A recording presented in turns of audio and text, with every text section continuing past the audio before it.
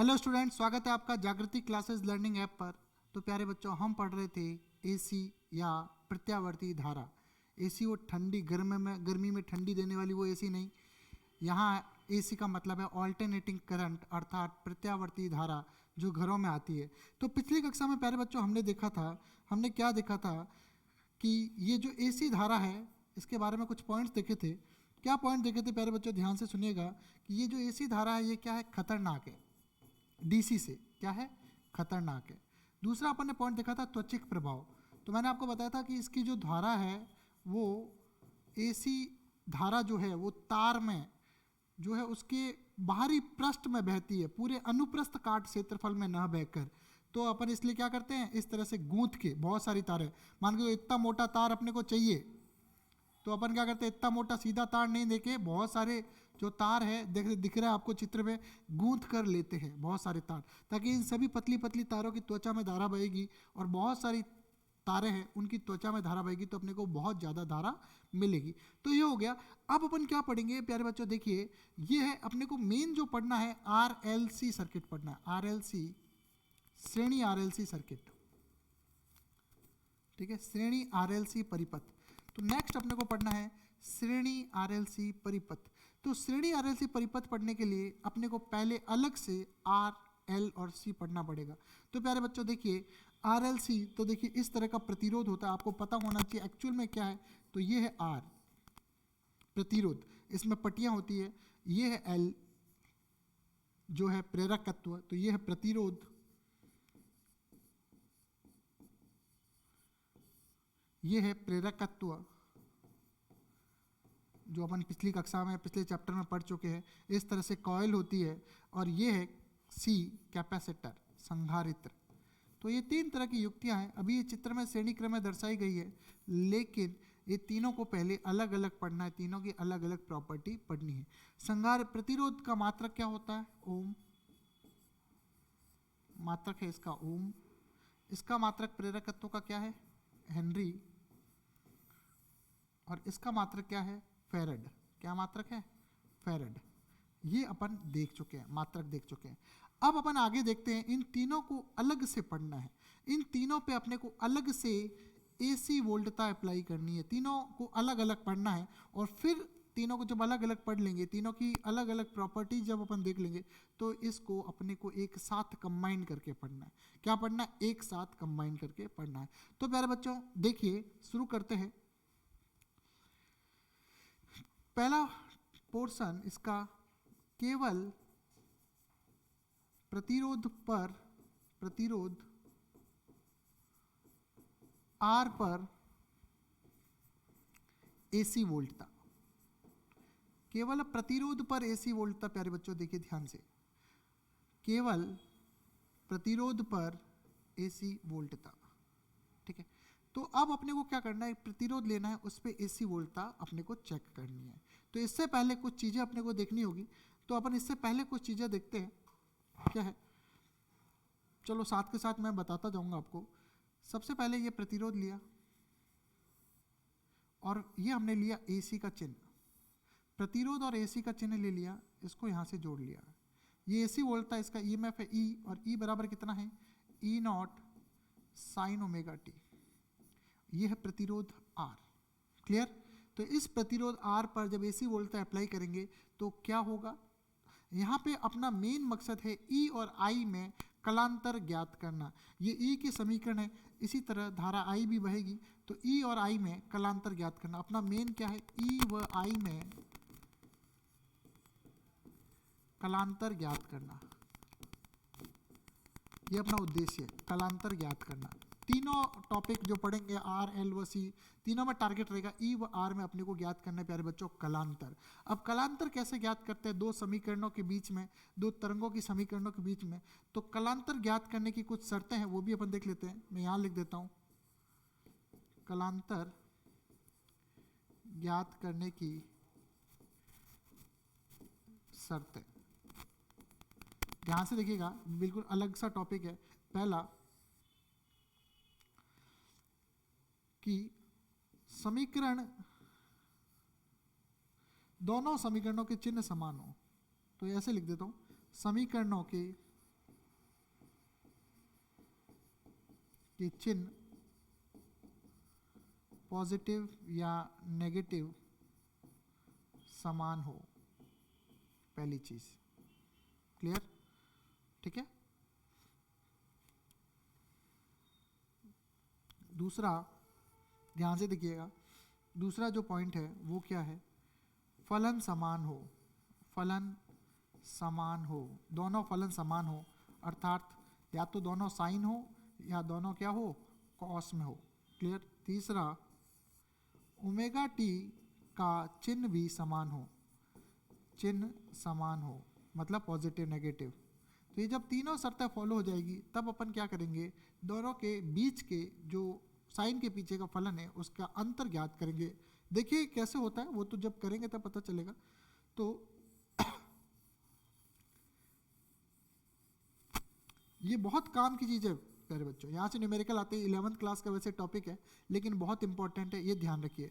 तो तीन चीज़ें, समीकरणों के चिन्ह समान हो, फलन साइन या कॉस समान हो और ओमेगा टी का चिन्ह समान हो। तो इस चित्र से शुरू करते हैं। देखिए कैसे शुरू करेंगे। तो सबसे पहले अपन ने लिया ई बराबर प्रयुक्त एसी वोल्ट था क्या, ई बराबर साइन ओमेगा टी, पहली समीकरण। क्लियर?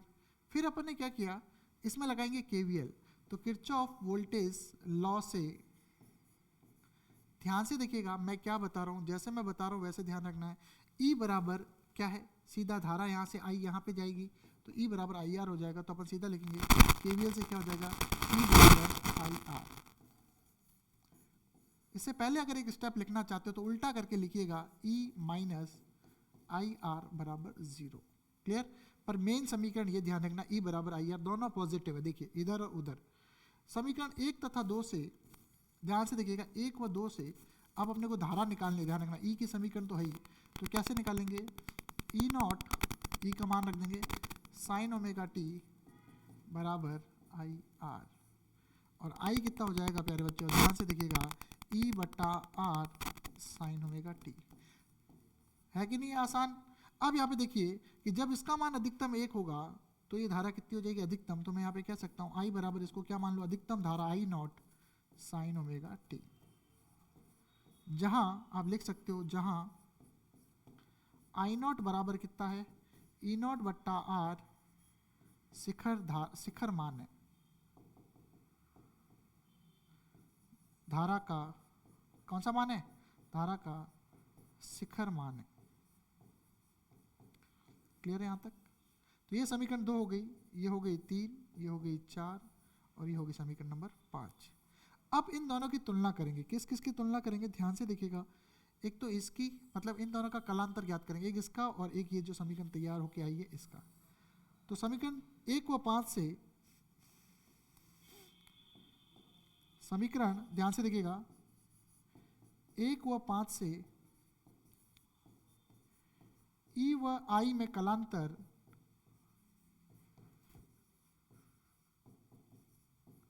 कितना प्राप्त होता है, ई व आई में कलांतर। देखो फलन का चिन्ह समान है, फलन समान है, ओमेगा टी का चिन्ह समान है। तो इसके कोण में से इसके कोण को माइनस करेंगे या इसके में से इसको माइनस करेंगे तो कितना आएगा, 0। तो कलांतर फाई बराबर 0 प्राप्त होता है।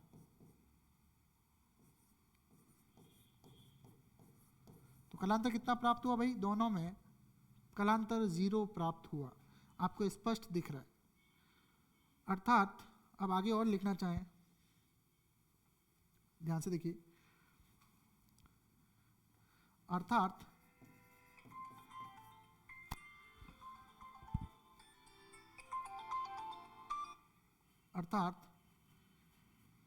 ई व आई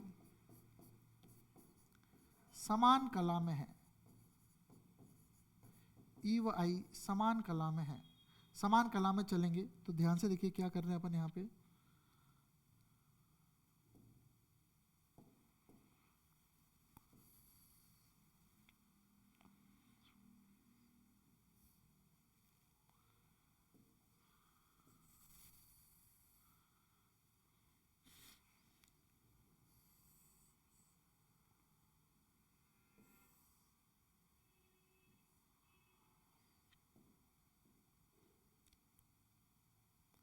क्लियर। अब अपन साइन का ग्राफ शुरू करते हैं, देखिएगा। तो ब्लैक कलर से मैं ई का ग्राफ बनाता हूँ, देखिएगा ध्यान से। क्लियर। ये हो गया मेन जो ग्राफ है, ये किसका है, ई का है। क्लियर। और यहाँ से ये ई नॉट है प्लस का, और ये माइनस ई नॉट है। क्लियर।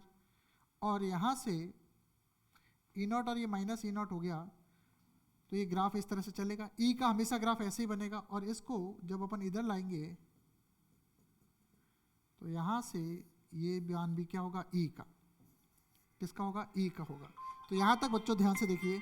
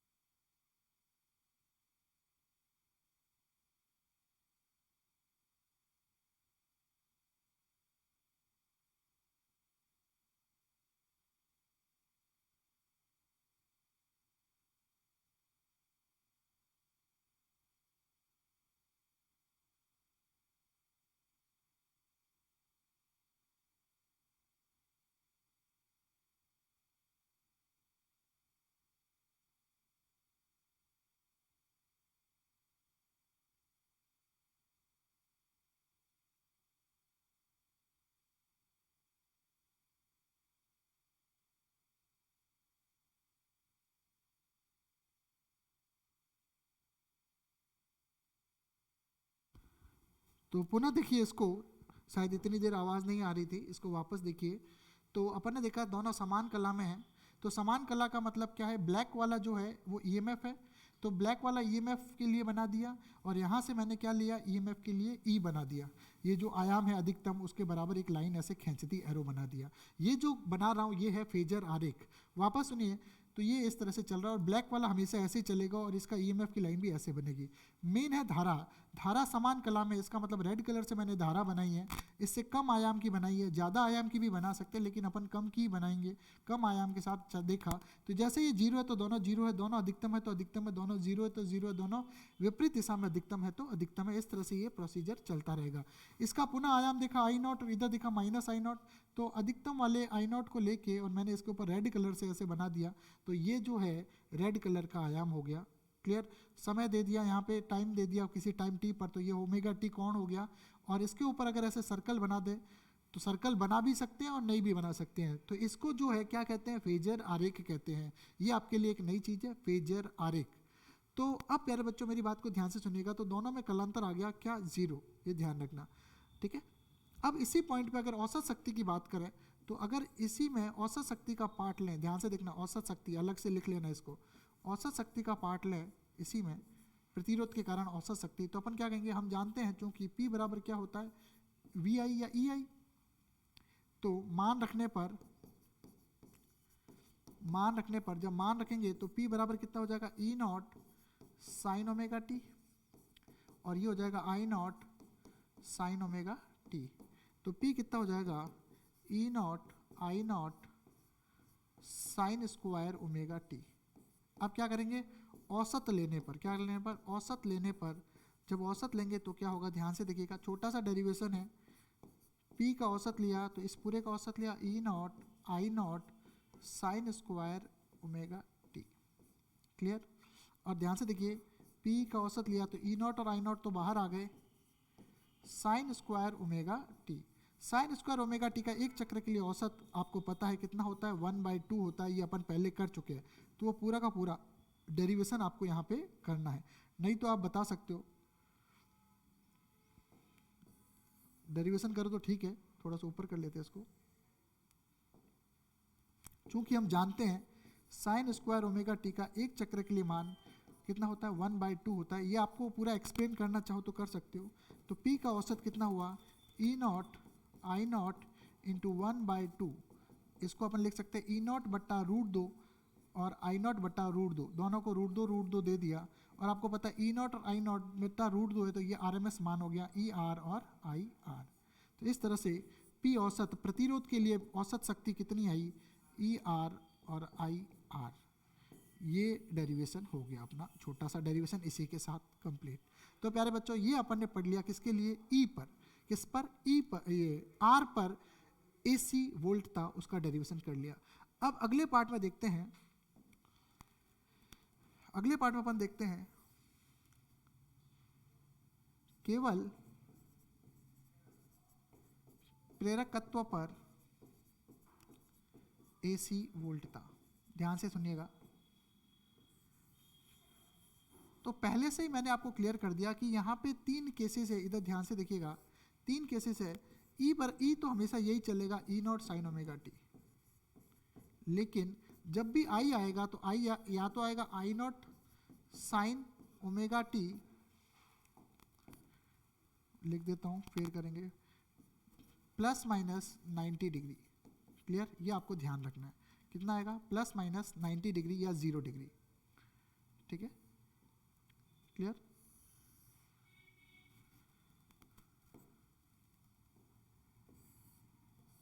अब यहां पे देखिए, नोट आपको ध्यान रखने की बात है कि L में, प्रेरकत्व में धारा 90 डिग्री पीछे होती है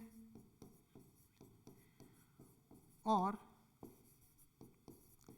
इसमें नेगेटिव चिन्ह रहता है। इतना याद रखना, क्या रहता है, नेगेटिव, पीछे रहती है मतलब नेगेटिव है, तो नेगेटिव चिन्ह रहता है। ये मैं एक समझाने की कोशिश कर रहा हूँ ट्रिक से, तो आपको ध्यान रखना है कि I बराबर I not sine omega T plus 90 degree. Note, L में जो धारा है वो 90 डिग्री पीछे रहती है, किससे रहती है भाई, EMF से पीछे रहती है, और इसमें नेगेटिव चिन्ह रहता है। तो जब भी आप डेरिवेशन करोगे तो इसमें नेगेटिव चिन्ह आएगा, आपको ये ध्यान रखना है। तो नेगेटिव चिन्ह कैसे रहेगा, कॉस में भी, कॉस जब आएगा तब भी नेगेटिव चिन्ह आएगा, और यहाँ पे साइन में भी यहाँ पे क्या रहेगा, नेगेटिव चिन्ह रहेगा, ठीक है भाई। तो अब अपन देखते हैं प्रेरकत्व का चिन्ह ये होता है,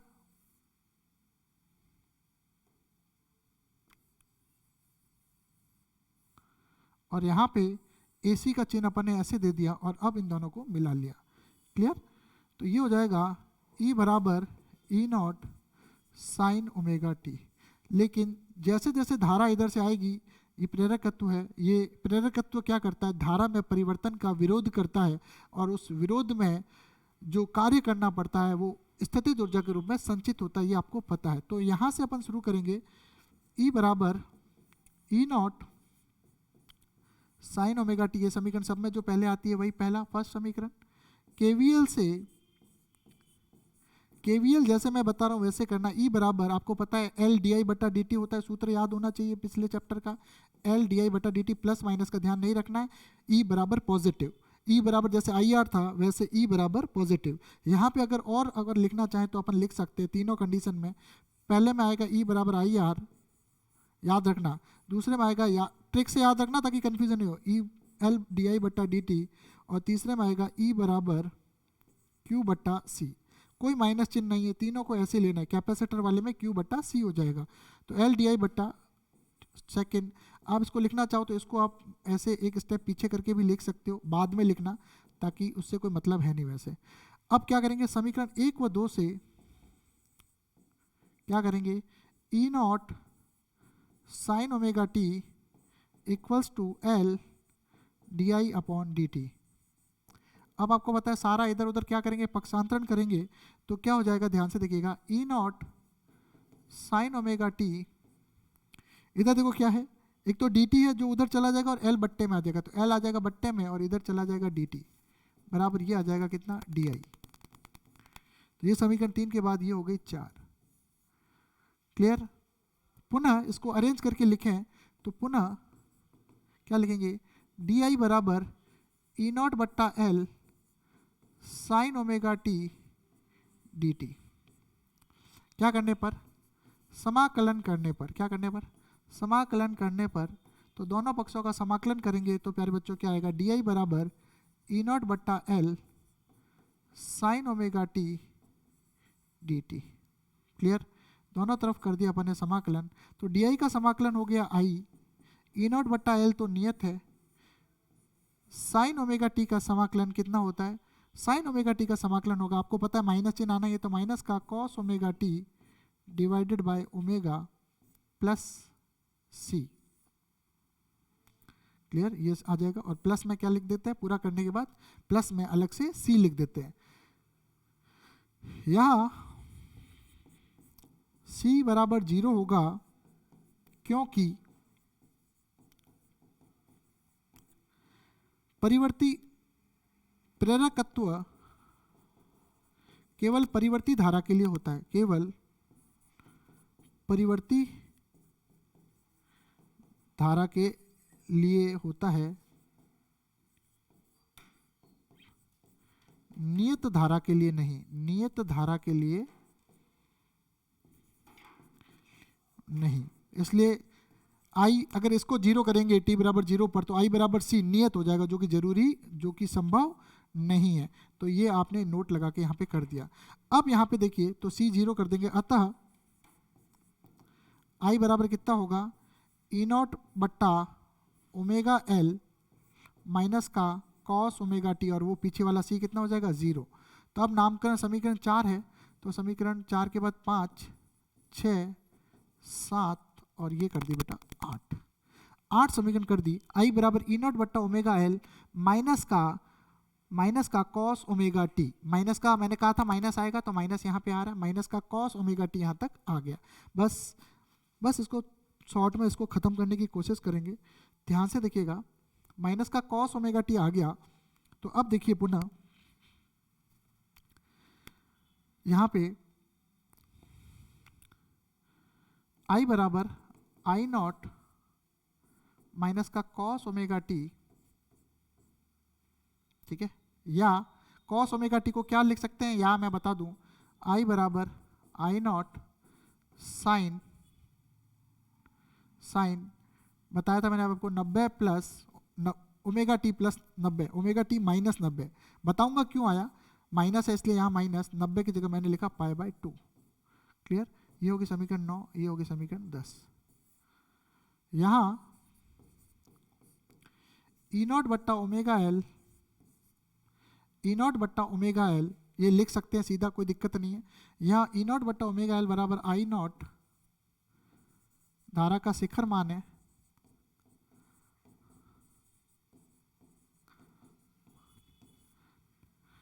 जहां जिसमें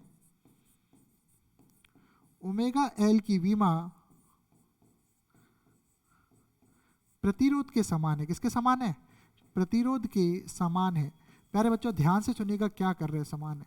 देखो इसका मान अधिकतम कितना हो सकता है? 1 हो सकता है। इसका जब मान अधिकतम 1 होगा तो ये अधिकतम धारा होगी आई नॉट।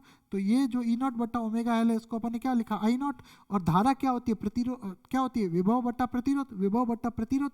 तो इसकी जो विमा है वो प्रतिरोध के बराबर है। ओमेगा एल की जो विमा है वो किसके बराबर है? प्रतिरोध के समान है, जिसे प्रेरकीय प्रतिघात कहते हैं। क्या कहते हैं? प्रेरक है ना, प्रेरक। तो प्रेरकीय प्रतिघात, प्रतिघात कहते हैं, जिसे प्रेरकीय प्रतिघात कहते हैं। इसे x और l से प्रदर्शित करते हैं, से प्रदर्शित करते हैं। क्लियर? तो ये हो गया अपना सब समीकरण। तो अब प्यारे बच्चों ये 2 समीकरण अपने लास्ट की जो है ये काम की है। ध्यान से देखिएगा ये 2। क्लियर? ये 2 समीकरण अपने काम की है। तो प्रदर्शित करते हैं। ये हो गया समीकरण 1 व 10 से स्पष्ट है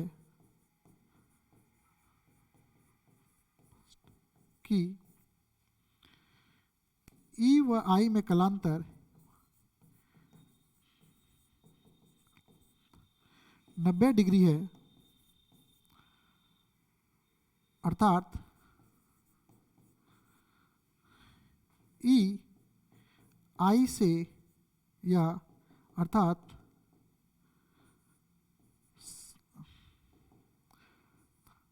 आई, या अर्थात धारा विभव से 90 डिग्री पीछे है। माइनस आ रहा है ना, इसका मतलब कहाँ है? पीछे है। क्लियर? तो यहां से पता चल रहा है कि 90 डिग्री कौन है? आई पीछे है। मैंने पहले बता दिया एल में जो धारा है वो क्या रहती है? 90 डिग्री पीछे रहती है। तो बस अब इसका क्या बनाएंगे? अपन ग्राफ बनाएंगे और इसी के साथ अपना डेरिवेशन समाप्त हो जाएगा। आज के लिए इतना ही पढ़ेंगे। लास्ट टॉपिक है आज का।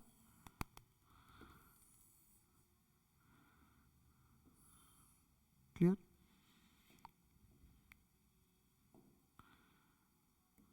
पहला जो समीकरण है वो तो ऐसे ही चलेगा। क्लियर? और सेम टू सेम चलेगा, ध्यान से देखना, बिल्कुल सेम बनेगा। ये ईएमएफ ई के लिए, ये भी ईएमएफ ई के लिए, ये प्लस ई नॉट,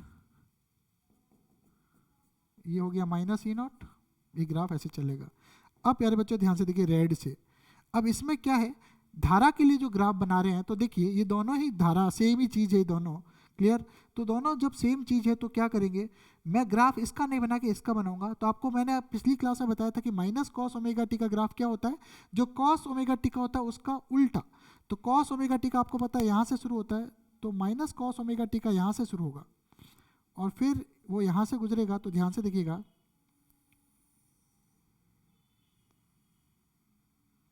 क्लियर? इस तरह से। और मतलब ये जब 0 है तो ये माइनस में अधिकतम है, फिर ये जब 0 है तो ये अधिकतम है, ये अधिकतम है तो ये 0 है, ये अधिकतम है तो ये 0 है। इस तरह से ये ग्राफ इस तरह से। क्लियर? और आई को पीछे बनाना है, इसलिए ये हो गया माइनस का आई नॉट। थोड़ा सा छोटा बनाना था,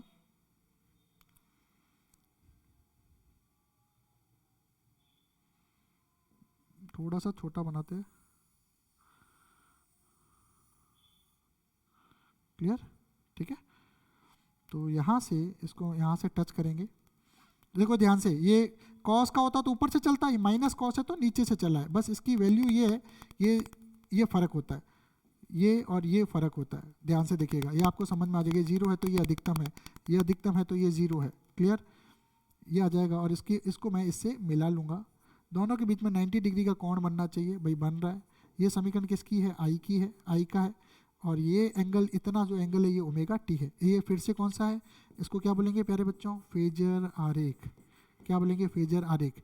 ऐसे ग्राफ ले लिया। आई देखो ई तो फिक्स है प्यारे बच्चों, मेरी बात को सुनिएगा ध्यान से, ई तो फिक्स है, ई सब में वही बनेगा जो बनना चाहिए, सब में ई फिक्स है। फर्क आएगा सिर्फ आई में, पहले वाले में कोई आई में फर्क नहीं था तो आई इसी के साथ चल रहा था और वो लाइन भी, ये जो रेड वाली लाइन है इसी के ऊपर आई थी। लेकिन अब धारा क्या है, पीछे चल रही है। धारा क्या कर रही है, 90 डिग्री पीछे चल रही है। या अपन कहें माइनस कॉस ओमेगा टी का ग्राफ बनेगा, क्योंकि आपको पता है माइनस कॉस ओमेगा टी का ग्राफ और आगे ये जो होता है वो क्या होता है, आयाम होता है। तो ये 0 से शुरू नहीं होकर -1 से शुरू होगा। क्लियर, इस तरह से। तो ये ग्राफ इस तरह से अपने को प्राप्त हुआ। इसमें कोई दिक्कत है तो बताओ। बस लास्ट चीज खत्म करूंगा कि ये सर कैसे आया, कोई पूछेगा तो मैं यहां पे बता देता हूं, नोट बस। कॉस ओमेगा टी है तो उसको मैं क्या लिख सकता हूं, सुनिएगा, साइन 90 प्लस ओमेगा टी या साइन 90 माइनस ओमेगा टी। ये आगे वाले के लिए भी काम आ जाएगा, ठीक है, ध्यान से देखना। लेकिन जब मैं इसको माइनस से गुणा कर दूंगा तो यहां पे क्या हो जाएगा, माइनस का साइन 90 प्लस ओमेगा टी और माइनस का साइन 90 माइनस ओमेगा टी। थोड़ा सा अगर ऊपर करना है तो कर सकते हैं, ठीक है। अब इक्वल्स टू क्या हो जाएगा, जब माइनस अंदर जाएगा तो ये हो जाएगा साइन -90 माइनस ओमेगा टी और ये हो जाएगा साइन ओमेगा टी -90, उल्टा हो जाएगा। क्लियर। तो अब इनमें से देखो दोनों कंडीशन में अपने को जो लेने हैं, तो मैंने तीसरी शर्त बताई थी आपको कि जब भी आप कन्वर्ट करो तो ओमेगा टी का चिन्ह समान रहना चाहिए जो ऊपर है। तो आपको पता है कि इस मेन समीकरण में ई नॉट साइन ओमेगा टी में ओमेगा टी का चिन्ह पॉजिटिव है, तो यहाँ पे भी इसका चिन्ह क्या रहना चाहिए, पॉजिटिव रहना चाहिए। तो अगले में आप देखिएगा ध्यान से कि अगर कॉस ओमेगा टी को जब कन्वर्ट करेंगे अगले में, तो अपन ये वाला सेलेक्ट करेंगे, ये वाला नहीं करेंगे, क्योंकि यहाँ पे ओमेगा टी क्या है, माइनस है, तो अपन तुलना नहीं कर पाएंगे। E naught sine omega T positive है लेकिन ओमेगा टी यहाँ पे नेगेटिव है, तो इसके कलांतर की तुलना इससे नहीं कर पाएंगे। तो इसका ऑप्शन ये नहीं लेके ये नहीं लेंगे और ये लेंगे। और जब अभी ये माइनस का कॉस ओमेगा टी है तो अब अपन क्या करेंगे, आप चूज करो कौन सा लेंगे। इसमें तो ओमेगा टी माइनस में आ रहा है, इसमें पॉजिटिव आ रहा है, तो ये वाला लेके ये वाला नहीं लेंगे। तो ये आपको पता है, साइन को कॉस और कॉस को साइन में 90 डिग्री के अंतराल में चेंज कर सकते हैं। तो प्यारे बच्चों आज अपन ने क्या पढ़ा, आज अपन ने पढ़ा प्रतिरोध पर एसी वोल्टता और प्रेरकत्व पर एसी वोल्टता। मेरे हिसाब से बच्चों आज की क्लास में आपको इतना समझ में आ गया होगा। और अगर इसकी औसत धारा भी निकालनी है तो आप शॉर्ट में अगर देखना चाहो तो 1 मिनट में देख सकते हो। औसत धारा क्या आएगी, औसत शक्ति धारा नहीं, औसत शक्ति प्रेरकत्व के लिए औसत शक्ति क्या होगी, P बराबर फिर से क्या आएगा, EI, और P बराबर ये क्या आ जाएगा, E नॉट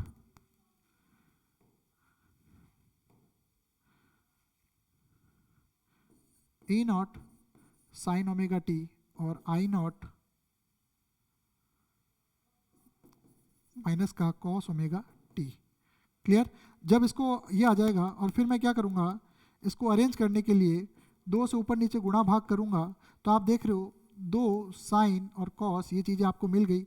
तो यहाँ पे आपका क्या आ जाएगा प्यारे बच्चों, देखिए ये आ जाएगा आपका E नॉट I नॉट बट्टा 2 और ये आपका पूरा फलन माइनस चिन्ह भी आएगा और ये आपका पूरा फलन हो जाएगा साइन 2 ओमेगा टी।